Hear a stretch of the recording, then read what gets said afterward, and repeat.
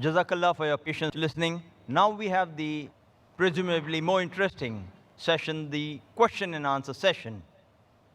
As you prepare your questions for Dr. Zakir and line up at the 3 mics we have provided for you in the ground, one on my left in the front for the gents, one in the rear on my left for the gents, and one in the ladies section in the rear on my right for the ladies. May I mention a short message of Dr. Zakir on occasion of this conference in context of Peace TV. He tells, "My dear brothers and sisters in Islam and humanity, Assalamu alaikum, may peace be on you. I welcome you to share in Peace TV's global mission and vision of creating a better awareness and understanding of Islam as a just, righteous, and peaceful way of life for the entire humanity. Share in removing misconceptions, false fear, and hate of Islam and Muslims globally. This also is the focus of this conference."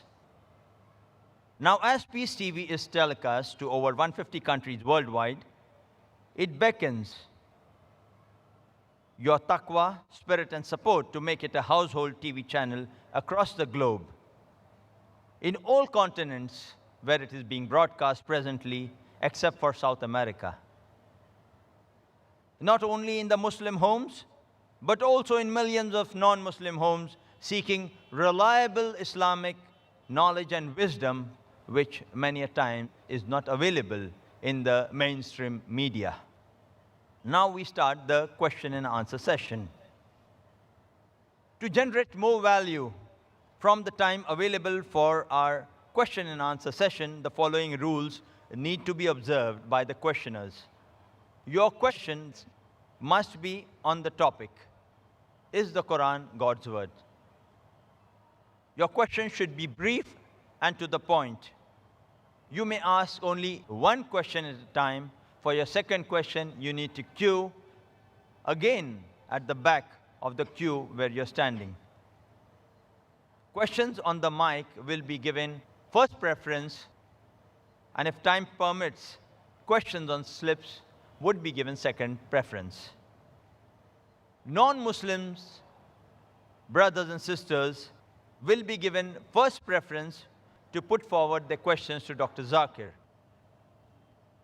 This would be tackled and handled by our volunteers at the question mics. Then only would our Muslim brothers and sisters be given preference for asking questions to Dr. Zakir. Questions would be allowed only from the mics. These questions would be allowed in a clockwise rotation. First for the ladies, the second for the gents, third for the gents, again for the ladies, gents, and then for the gents. If you have your questions, kindly put it forward now to Dr. Zakir. Remember 3 points on the topic, brief, and only one at a time. We'll allow the first question for the ladies, the second here, the third at the rear. Yes, sister. Okay, I have one question. In the Surah Al-Imran, verse 50, it says to follow the teachings of Jesus. Why doesn't anyone do this? Can you mention your name, sister, please? Chastity? Sister asked a question that the Quran says in Surah Imran, chapter 3, verse number 50, that we have to follow the teachings of Jesus Christ, peace be upon him. And there are many verses which say that we have to believe in Jesus, peace be upon him. Sister, let me clarify that Islam is the only non-Christian faith which makes it an article of faith to believe in Jesus Christ, peace be upon him. No Muslim is a Muslim if he does not believe in Jesus Christ, peace be upon him. We believe that he was one of the mightiest messengers of Allah subhanahu wa ta'ala. We believe that he was the Messiah, translated Christ. We believe that he was born miraculously without any male intervention, which many modern day Christians today do not believe. We believe that he gave life to the dead with God's permission. We believe that he healed those born blind and lepers with God's permission. The Christian and the Muslim sister, we are going together. But one may ask, where is the parting of ways? The parting of ways is, sister, that many Christians, they say that Jesus Christ, peace be upon him, he claimed divinity. He said that he was Almighty God. If you read the Bible, sister, there is not a single unequivocal statement in the complete Bible where Jesus Christ, peace be upon him, himself says that I am God, or where he says, worship me. If any Christian can point out a single unequivocal statement, a single unambiguous statement in the complete Bible where Jesus Christ, peace be upon him, himself says that I am God, or where he says, worship me, I am ready to accept Christianity today. I am not speaking on behalf of my other Muslim brothers. In fact, if you read the Bible, it's mentioned in the Gospel of John, chapter number 14, verse number 28. Jesus Christ, peace be upon him, said, my Father is greater than I. Gospel of John, chapter number 10, verse number 29, my Father is greater than all. Gospel of Matthew, chapter number 12, verse number 28, I cast out devil with the Spirit of God. Gospel of Luke, chapter number 11, verse number 20, I cast out devil with the finger of God. Gospel of John, chapter number 5, verse number 30, I can of my own self do nothing. As I hear, I judge, and my judgment is just. For I seek not my will, but the will of Almighty God. But the will of my Father. Anyone who says that I followed not my will, but the will of Almighty God, he's a Muslim. Jesus Christ, peace be upon him, was a Muslim. He never claimed divinity. And it's clearly mentioned in the book of Acts, chapter number 2, verse number 22. Ye men of Israel, listen to this. Jesus of Nazareth, a man approved of God amongst you, by wonders and miracles and signs which God did by him, and you are witness to it. Jesus of Nazareth, a man approved of God amongst you, by wonders and miracles which God did by him, and you are witness to it. So we believe that Jesus Christ, peace be upon him, he was one of the mightiest messengers of God, but he was not God.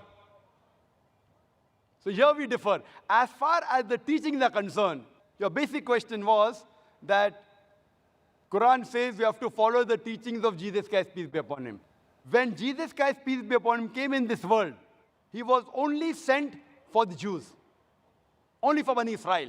The Quran says clearly in Surah Saf, chapter number 61, verse number 6, that Jesus Christ, peace be upon him, came as a messenger to the Bani Israel. It's mentioned in Surah Al-Imran, chapter number 3, verse 49, that Jesus Christ, peace be upon him, was sent only for the Bani Israel. It's mentioned in the Gospel of Matthew, chapter number 10, verse number 5 and 6. Jesus Christ, peace be upon him, he says, go ye not into the way of the Gentiles. Who are the Gentiles? Non-Jews, Hindus, Muslims. Go ye not in the way of the Gentiles, enter ye not into the city of the Samaritans, but rather go to the house of the Lordship of Israel.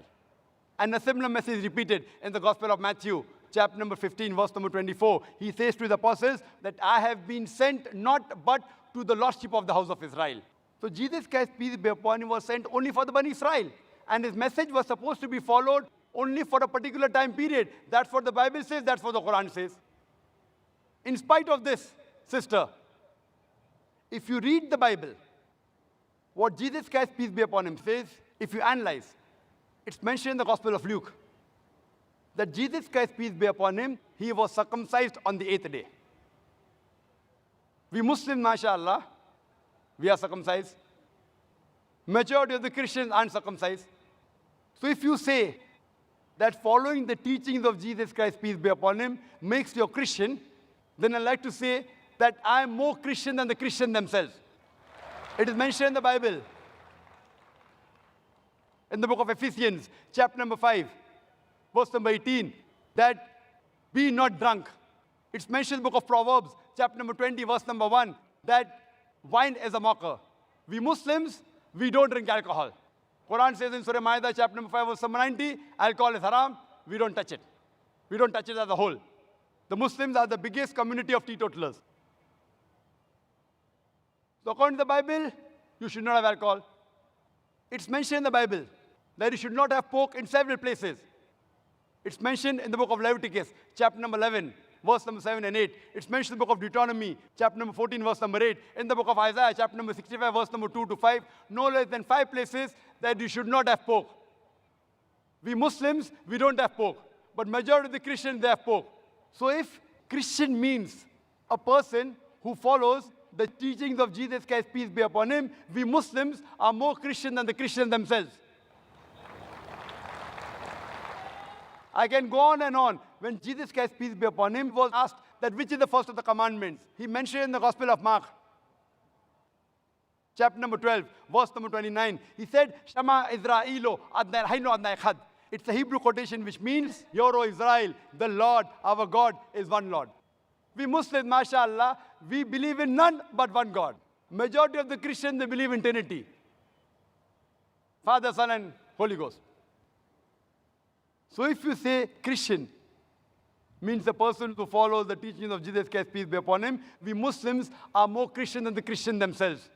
And you can refer to my video cassette, Similarities Between Islam and Christianity, which will give you more details, that we are following more of the Bibles, the teachings of Jesus Christ, peace be upon him, than the Christians themselves. Hope that answers the question, sister.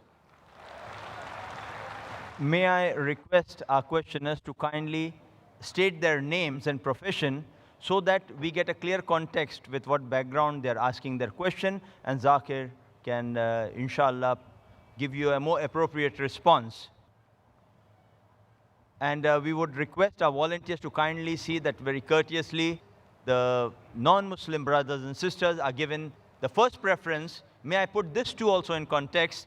The objective is, the brothers, this is an open question answer session, and you can feel free to ask any questions on the topic of the day, and you are totally free to criticize Islam, attack Islam.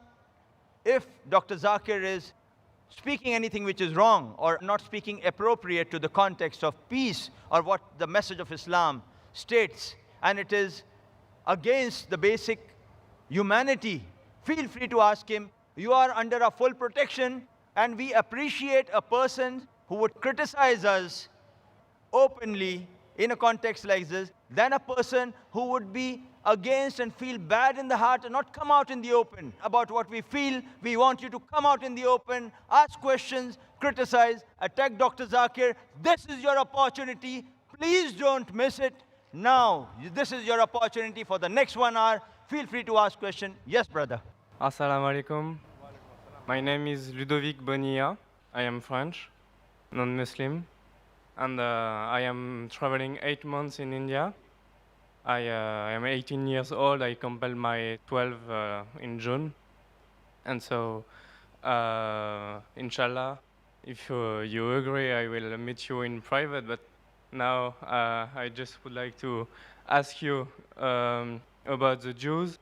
Maybe, if I am not wrong, you said that it is written in the Quran that Jews and pagans are the strong enemies of believers, Muslim believers, And I would like to know how this verse can favorize peace in humankind when we see the troubles between Palestine and Israel, how some Muslim and some Jews cannot misunderstand this verse, because maybe it can provoke some misinterpretation, or if it's literally that Jews and Muslims have to be enemies.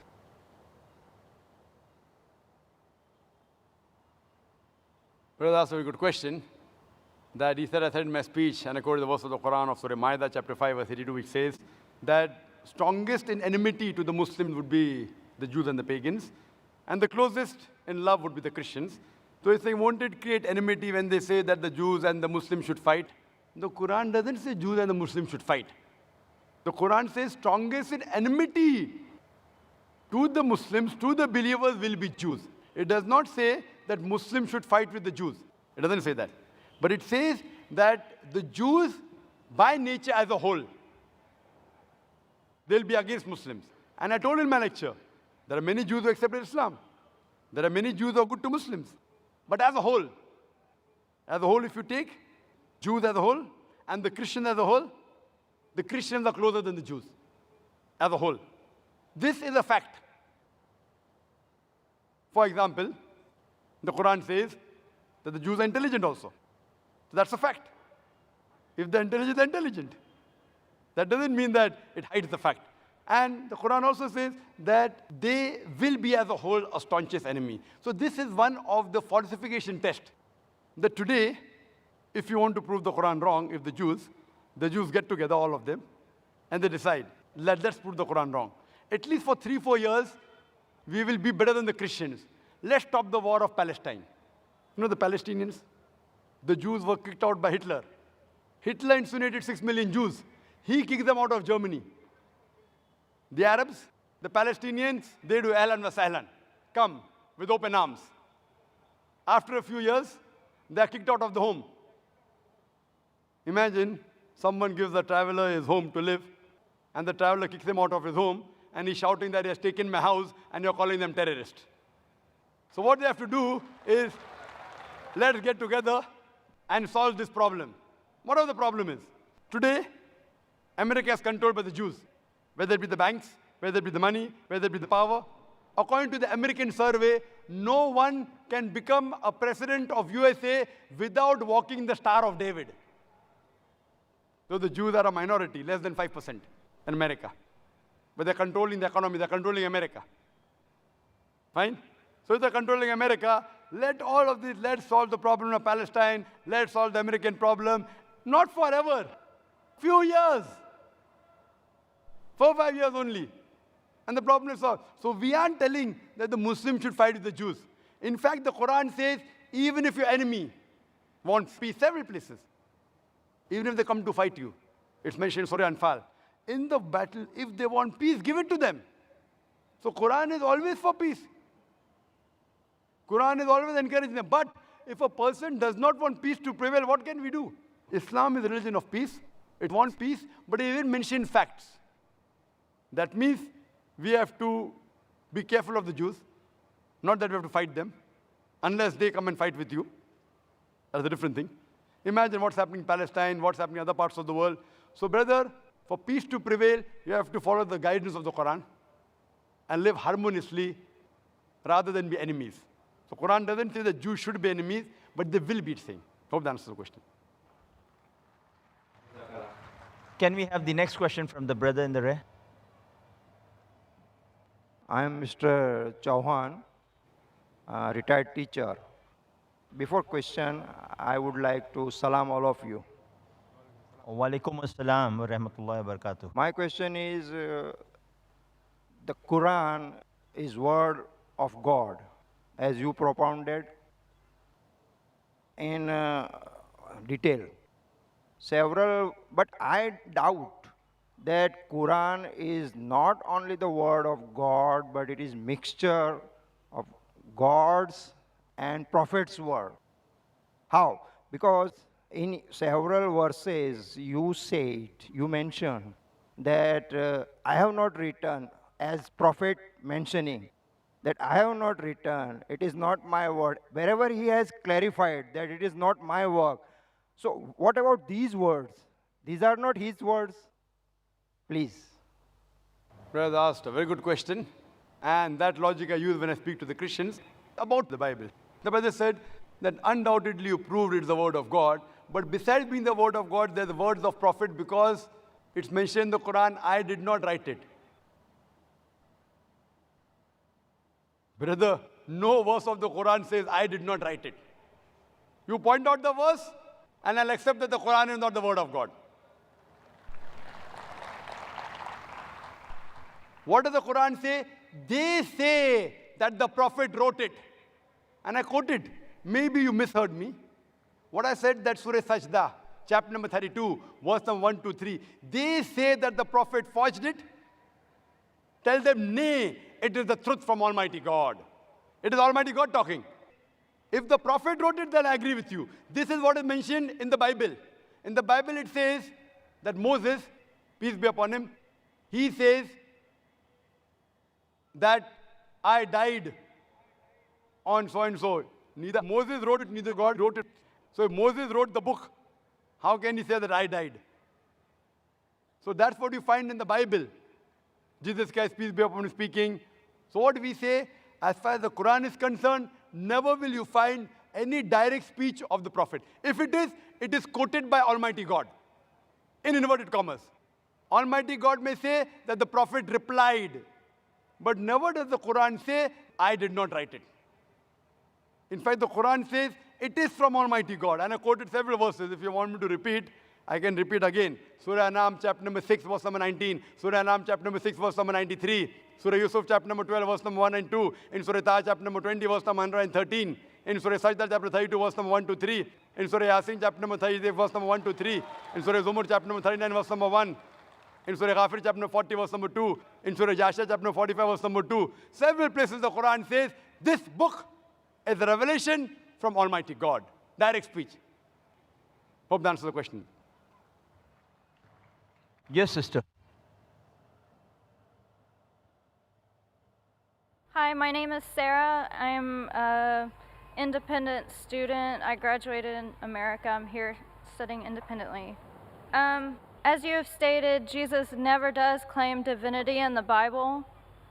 In Revelation chapter 1, I can't read the whole chapter because it would take a very long time, but Jesus is speaking, and he says, "Do not be afraid. I am the first and the last. I am the living one. I was dead, and behold, I am alive forever and ever. I hold the keys of death and Hades." He also says, "I am the Alpha and the Omega, who is and who was and who is to come, the Almighty." These are also names of God written in the Old and New Testament. And I don't see how that does not show that Jesus is not genetically the Son of God, but spiritually the Son of God. The sister asked her question. She quoted Revelation chapter number 1. She didn't give the verses. She's talking about the first 20 verses. And I'm Alpha and Omega is verse number 11. Revelation chapter number 1, verse number 11, where Jesus Christ, peace be upon him, says that I'm Alpha and Omega. So she says, just because Jesus Christ, peace be upon him, says, I'm Alpha and Omega, I'm first and the last, according to you, he is claiming divinity. Mark me. I had said there is not a single unequivocal statement, not a single unambiguous statement in the complete Bible where Jesus Christ, peace be upon himself, says that I am God, or where he says, worship me.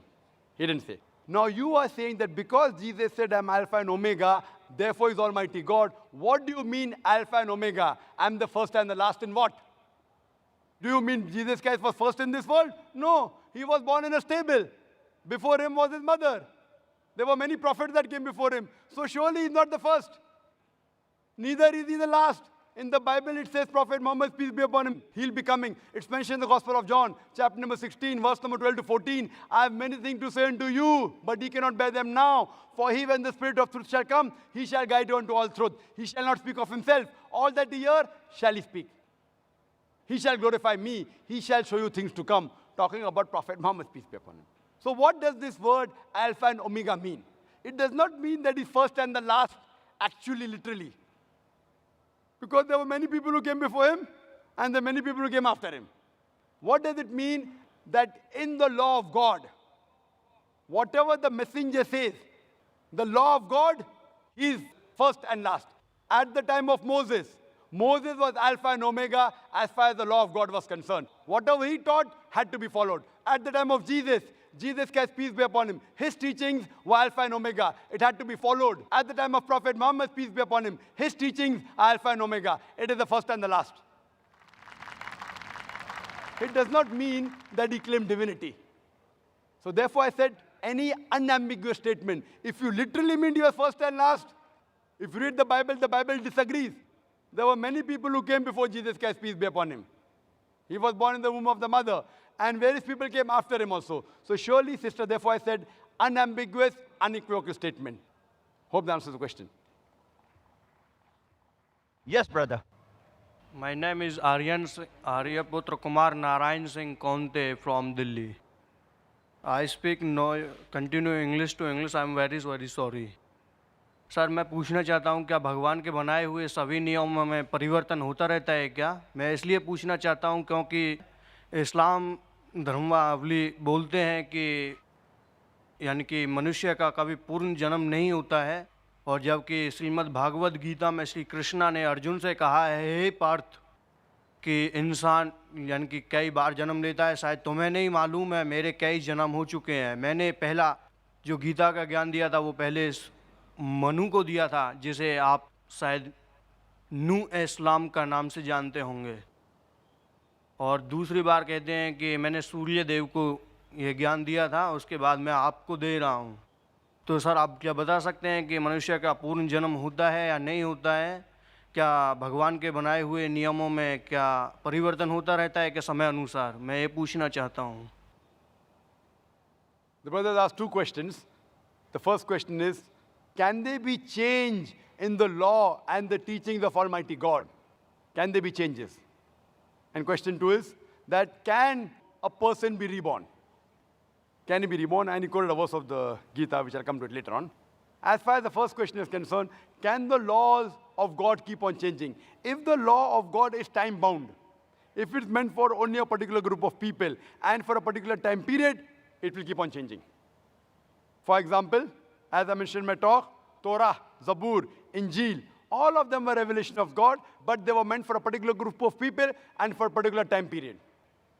But once the last and final revelation of God has been revealed, nothing new can be added, nothing can be subtracted. Quran is the last and final revelation of Almighty God. No other revelation is going to come. Prophet Muhammad, peace be upon him, is the last and final messenger. There is no other messenger to come. Allah says in Surah Azab, chapter 30, verse number 40, مَا كَانَ مُحَمَّدٌ أَبَا أَحَدٍ مِّن رِجَالِكُمْ وَلَٰكِنَّ رَسُولَ اللَّهِ وَخَاتَمَ النَّبِيِّينَ وَكَانَ اللَّهُ بِكُلِّ شَيْءٍ عَلِيمًا. That Muhammad, peace be upon him, is not the father of any of you men, but he is the messenger of Allah and is the seal of the prophets. And Allah is all-knowing, full of wisdom. After Prophet Muhammad, if anyone says that he is a messenger of God, he gets revelation, then he requires a psychiatrist. Prophet Muhammad is the last and final messenger. After Quran, no other revelation is going to come. And Quran clearly mentioned in Surah Ma'idah, chapter 5, verse number 3, on this day have I completed my religion for you, and I've chosen for you Islam, and complete my favor on you. Once the religion is completed, nothing new can be added, nothing can be subtracted. So as far as your question, yes, the old revelations, there can be changes. But the basic message from the first revelation till the last about Tawheed, about oneness of God is the same.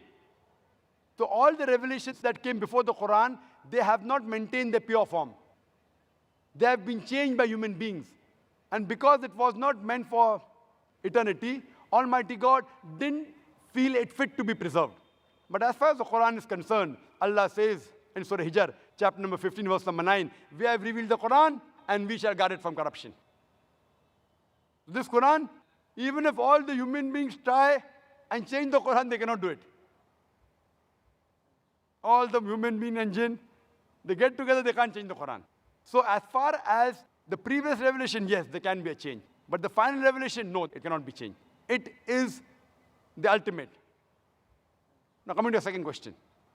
Second question ये है sir, second question में जुड़ा रहा हूँ अभी, यानी कि अल्लाह Second के question पास याद है तीन मुझे। नेक बंदे जो रहते हैं, उनमें हमारी ओर से ब्रह्मा विष्णु महेश तीनों के काम अलग अलग हैं।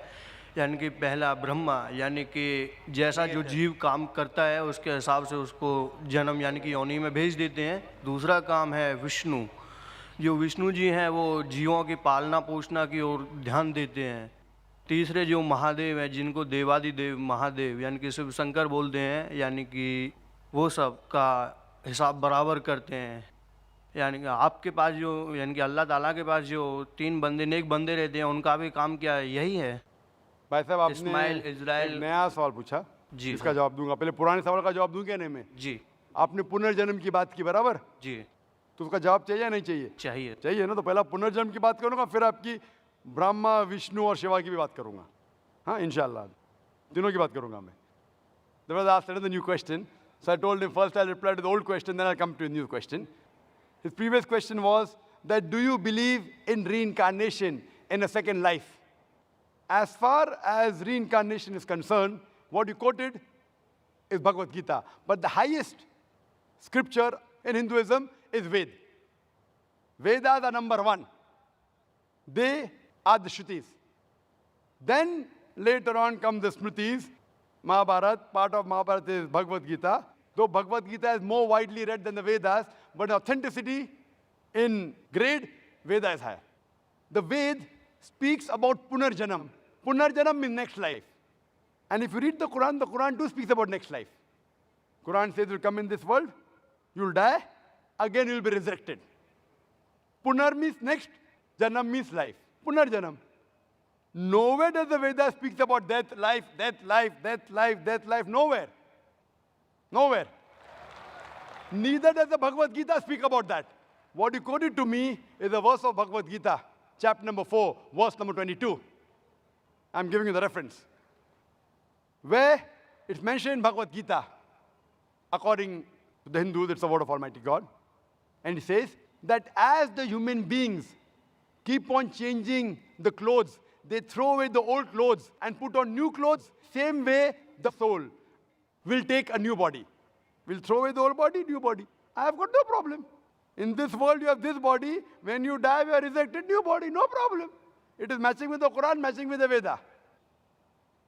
But this philosophy, what you're talking about reincarnation, in Sanskrit, it is called as samskara. The theory of reincarnation, the theory of life and death, called as rebirth, correct? Now, this theory was propounded by the scholars of Hinduism. It's nowhere mentioned in the Vedas. Why? Because they could not justify. Some people are born deaf, some people born rich, some people born in a poor family, some people are born healthy, some people congenital heart disease. How can God be unjust? So they couldn't justify, so they came with the philosophy of death, life, karma and dharma. Karma is the deed, action, dharma is the law. So what justification? How can God be unjust? How can a person be born with a heart disease? Last life, he did some sin. This was a philosophy assumption by the scholars of Hinduism, not by Ved. So then they came with this philosophy, and they say that if you do good deeds, in your next life, you will be born of a higher degree. And the universal brotherhood of Hinduism is all living creatures are brotherhood. So maybe you're born sometime as a cockroach, sometime as a rat, sometime as a cat, sometime as a dog, sometime as human being. Human being is the highest level. So if you do good deeds, you're born higher. If you do bad deeds, you're born lower. Fine? And you're born as a human being 7 times. How many times? 7. This is the philosophy of the Hindu scholars, called as samsara. Now I'm asking you a question, brother. In this world, sin is increasing or decreasing? Sin, पाप बढ़ रही है कि घट रही है? बढ़ रही है, mashallah, very good. Sin is increasing. Population of human being, इंसान जो जनता, इंसान है बढ़ रही है कि घट रही है? Population बढ़ रही है कि घट रही है? बढ़ रही है, mashallah. So sin is also increasing and human beings are increasing. If sin is increasing, human beings should decrease. So what we realize, logically it's not correct. Therefore, I believe in Punarjanam. Punarjanam is next life, which even Quran speaks about next life. But only one. You come in this world only once. Now coming to your third question. About Brahma, Vishnu, Mahesh or Shiva. Same. 2 names, Mahesh and Shiva, same. But more popular known as Shiva. Right? The creator, the destroyer, the sustainer. Brahma, Vishnu, Shiva.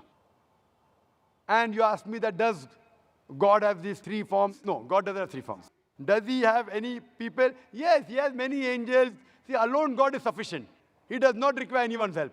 But if he wants, he can do it through an angel, if he wants. If he doesn't want, no problem. He just wills, and it is. Kun fayakun. Be, and it is. As far as the Hindus, what they believe in somewhat similar Trinity, what the Christians believe, even the Hindus believe. That Almighty God, one God is God to create, Brahma. One God is God to destroy, Shiva. One God is God to sustain, Vishnu. So separate God for creation, separate God for sustaining, separate God for destroying. The Quran says in Surah Anbiya, chapter 21, verse number 22, if there were gods more than one God, surely they would have fought among themselves. And Quran says in Surah Mu'minun, chapter number 23, verse number 91, that if there were many gods, they would have piled upon one another. And that's what we find in Hindu mythology. One God fighting with the other God, one God defeating the other God, third God helping the second God. How can gods fight? So best is only one God. Superpower is only one. And that is what the Ved says. If you ask a common Hindu, how many gods does he believe in? Some will say 3, some will say 100, some will say 1,000, some will say 33 crores, 330 million. But if you ask a learned Hindu that how many gods should a Hindu believe in, he will tell you Hindu should believe only in one God. But the common Hindu, he believes in a philosophy known as pantheism. What he says, that everything is God. The tree is God, the sun is God, the moon is God, the human being is God, and the snake is God. What we Muslims say, everything is God's. G-O-D with an apostrophe S. Everything belongs to God. The tree belongs to God, the sun belongs to God, the moon belongs to God, the human being belongs to God, as well as the snake belongs to God. So the major difference between the Hindus and the Muslims is the Hindus say everything is God, we Muslims say everything is God's. G-O-D with an apostrophe S. The major difference is apostrophe S. If we can solve this difference of apostrophe S, the Hindus and the Muslims will be united. How do we do it? Allah says in the Quran in Surah Al-Imran, chapter number 3, verse number 64, "Ta'alaw ila kalmatin sawa'in bainana bainakum." Come to common terms as between us and you. Which is the first term? Allah na'budu illallah. That we worship none but Allah. Wala nushrika bihi shay'an. That we associate no partners with Him. Wala yattakhiza ba'duna ba'dan arbaban min dunillah. That we erect not among ourselves lords and patrons other than Allah. Fa in tawallahu. If then they turn back. Faqul ishhadu bi anna muslimun. Say we bear witness that we are Muslims bowing our will to Allah subhanahu wa ta'ala. The best way to analyze any religion is not to try and understand what the followers are doing, but you have to analyze the scriptures. Now, if we analyze the Hindu scriptures, if we read the Upanishads, which Ved Upanishad the highest, it's mentioned in Chandogya Upanishad, chapter number 6, section number 2, verse number 1, Ekkam evidityam. God is only one without a second. It is a Sanskrit quotation. Ekkam evidityam. God is only one without a second. It's mentioned in Shvetasvatara Upanishad, chapter number 6, verse number 9. Nachaste kasij, janitana chadipa. Of him, there is no Lord. He has got no parents. Almighty God has got no superior. He has got no mother. He has got no father. It's mentioned in the Shvetasvatara Upanishad, chapter number 4, verse number 19. Na tasya pratima asti. Of that God, there is no pratima. Pratima means image. Pratima means photograph, idol, sculpture, painting. Almighty God has got no photograph, has got no sculpture, has got no statue, has got no painting. He has got no images. And amongst the Hindu scriptures, the most sacred are the Veds. It's mentioned in Yajurved, chapter number 32, verse number 3. Na tasya pratimasti. Of that Almighty God, there is no pratima, there is no images, there is no photograph, there is no sculpture, there is no statue. It's mentioned in Yajurved, chapter number 40, verse number 8. Almighty God is pure. It's mentioned in Yajurved, chapter number 40, verse number 9. Andhatma pavishanti ya sambuti mupaste. They are entering darkness, those who worship the asambhuti. Asambhuti are the natural things like fire, water, air, etc. And the verse continues, they are entering more in darkness, those who worship the sambhuti. Sambhuti are the created things like table, chair, idol, etc. Who says that? Yajurved, chapter number 40, verse number 9. And the Brahma Sutra of Hinduism is Ekam Braham देवत्या नास्ते नैना नास्ते किंचन भगवान एक ही है दूसरा नहीं है नहीं है नहीं है जरा भी नहीं है there is only one God not a second one not at all not at all not in the least bit. We'd like our audience to give this young boy a good hand, because I think when we are young, we are more innocent, we are more righteous, we are more truthful.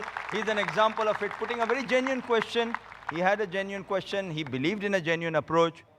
Alhamdulillah. May we have the next question from the brother in the back?